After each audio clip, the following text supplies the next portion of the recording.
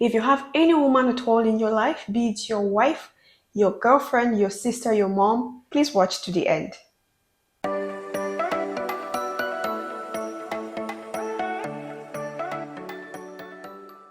Hey guys, welcome back to my channel. If you're new here, my name is Doris Talomon. I'm Nigerian, but I live in Saudi Arabia with my family. And on this channel, I talk about my life in Saudi Arabia. I share my experiences about living in Saudi Arabia, and we also talk about life's issues. Today is International Women's Day, and I thought the need to do this video. I was on Twitter and I saw this thread where a young man said he practically married his mom after the death of his father. What the young man was trying to say that his widowed mom, calls him every day to talk about her day, how it went, and all that. And it caught my attention because I can relate to the story of that young man. I lost my dad when I was 9 years old, and my mom was around 26 when she became a widow. And what that young man said is what I relate to because I've been like a husband to my mom. All right, so I felt I should do this video. Here in Africa, widows go through a whole lot. And back then, we used to talk a lot about helping widows in our communities, helping widows in Africa. But recently, I don't know, it's more like it's a normal thing. People have died so much that death has become like a normal thing, and people no longer focus their attention on widows. So I was moved to make this video to advocate in my own little way on how best we can fairly treat widows in our families, in our immediate community. Yeah, so I'm going to address the men and the women, and I'll have to go with the women first. So if you're a daughter, like your mom is widowed, then you guys are not in the same city or town. How often do you get to talk to your mother? I am not being, biased, but I'll say that women try a lot when it comes to looking after their families. And I know a lot of girls who, ever since their fathers died, have, stood by their moms and have been able to send their younger ones to school. And don't get me wrong, a lot of guys have also done that. But most times we focus on these things and we neglect that our mothers, need us. They need someone to talk to.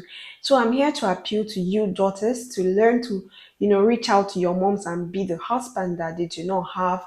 And if you're a daughter-in-law, this is an issue that I'm going to, address in my subsequent videos as well. I've read stories, I've seen situations where mothers-in-law and daughters-in-law are like worlds apart, like they're always at loggerheads. So how can you, be nice to your widowed mother-in-law as a daughter-in-law? First of all, I'd like to tell you that if you are a daughter-in-law who, does not see anything good in your mother-in-law, but you say you love your husband so much and he's the best thing that has happened to you, then I think something is wrong. A good man can only be raised by a good woman. So if your husband is a good man, your husband is the world best, like you call him, how do you think he came about that behavior? Someone raised him. And in a situation where the father is not in the picture, who do you think did that job? So let me share my experience. When I met my husband, he had told me his story, how he lost his dad. My dad died in 1999. My husband lost his dad in 1998, just a year apart. So he told me how things became very rough for them and they had to, do a lot of things to get by. And when I heard this story, I kind of related to it because my mom has been toiling ever since my father died. She's semi-literate. She's not so educated, so she couldn't even get a white collar job to support us. She's been a farmer all her life. And she has very tender skin because she's very fair. I've seen the damage that sunlight has done to her skin. I've seen how she's toiled, for us and how she's given up so much. She gave up her youth. She could have easily remarried, but she didn't. She stayed and she raised us. So I keep asking myself that tomorrow my younger brother gets married and a woman comes and sees my mom as a demon, sees my mom as a devil who should not come close to her home, to my brother's house. It would make me feel so bad. So for that, I promised myself that whoever I was going to end up with, I was going to, get to know them, get to know their story of how they came by, especially if this person was raised by a widowed mom. And It so happened that I met my husband and we got talking and he told me his story. And I met his mom. She was very good to me, very welcoming, very warm. But I was deliberate about getting to know her more, getting to know her story. And in my previous video where I talked about my regrets of coming to Saudi Arabia, if you've not watched that, please check it out after this video.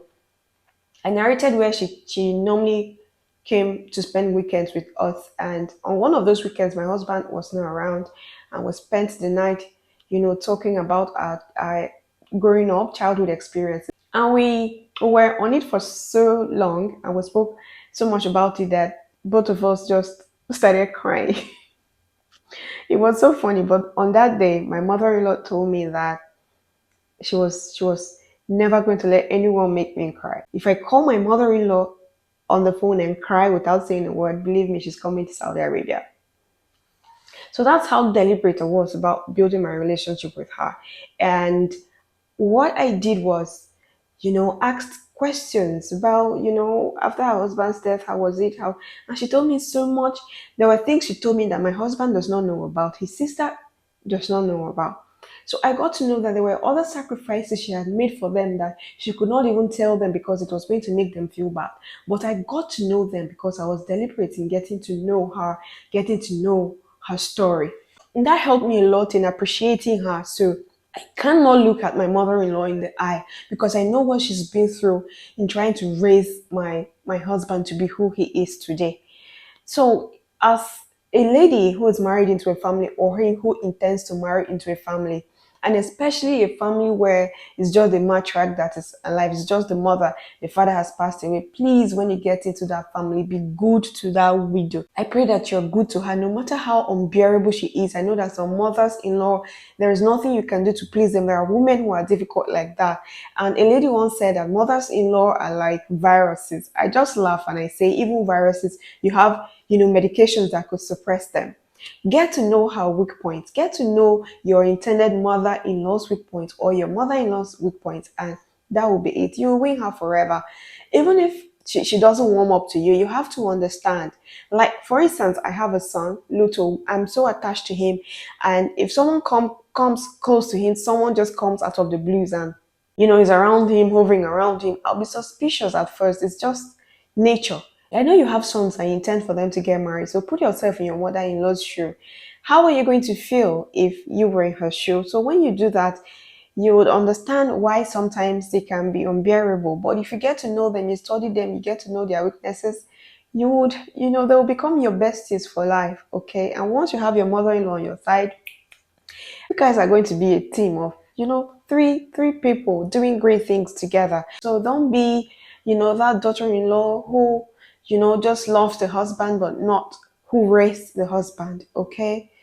You don't have an idea what these women went through, women who lost their husbands and had kids at very tender ages. You have no idea what they went through just to raise those kids. I've seen widows who are abused by, their brothers-in-law, their husbands' friends. These are people who attend burials of, these women's husbands, promising heaven and earth, promising to help with school fees, promising to help, those widows whenever need arises. But when these women go back to these men, what do? They tell them to come, get intimate with them before they can support them. So it becomes very difficult for women who have morals to get by. So they struggle a lot. So please, when you get into those families, get to know these women, get to know their story before you think that she's coming to take charge of your home or she's coming to, send you out of your husband's house. No. If she loves her son that much that she gave up so much to make him a great person, a successful person for you to see today and be attracted to, believe me, she's going to love you just as much. And now to the men. I know that there's a young man watching me now and saying, God forbid, I cannot let any woman do that to my mom. Guy, you have no idea what a woman is capable of. A woman can do virtually anything that she puts her mind to. A woman can turn you against your mother if she wants to. So, when you're planning to get married or when you're married, please get to study the relationship that your mom has with your wife. If it's not so cordial, if it's not so pleasant, then you have to always cross check, double check whatever your wife tells you about your mom. Because I know if a woman wants, to have her way, she's very persistent. It's those little things. I don't like what mommy did. Mommy opened my pot of soup. Mommy went into my kitchen, dished food by herself. I don't like what mommy did. Mommy this, mommy that. They keep saying those things, and before you know, it gets to you. And then before you know, your mom, whom you used to talk to on a daily basis, you stop calling her on a daily basis. It becomes, say, once a week. From once a week, it gets to once a month. And then it gets to a point where your mother calls you, she wants to come over to your house. And then you tell her, no. Why? Because you do not want your wife to get offended. That is how it starts. That's how it starts. And then before you know, you drift apart, and then you forget all that, she went through just to make you who you are today. I'm not saying that you should place your mom above your wife or place your wife above your mom, but you can always strike a balance. You can love these two women independently, uniquely, okay? You can love your mom just as much and you can love your wife just as much. So, what are the ways that you can help foster a healthy relationship between your wife and your mom? It's by talking to your wife, telling her all the sacrifices that your widowed mom had to make for you guys. And when you do this, if she's sensible enough, she will know that whatever she's doing to your mom affects you. If she's not treating your mom right, it is your mental health that is at stake because you love them both and you cannot choose one over the other.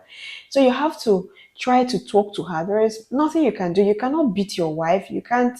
It's just dialogue, okay? Make her understand. Make her warm up to your mom and also talk to your mom. Tell your mom that this is the woman you love. So if she loves you so much, she has to learn to love your spouse as well. All right? And this still boils down to the choices we make as human beings. Okay, you should know who you're getting married to before you go ahead. So now this is all that this video is about. It is just me encouraging you to be nice to that widow in your society. And not just today being International Women's Day. If you're going to show love to women today, please remember the widows in your family, the widows in your community, your sister who is widowed, your mom who is widowed. Call them, ask them, Mom, sister, how are you? And if they say fine, ask them again, are you really fine?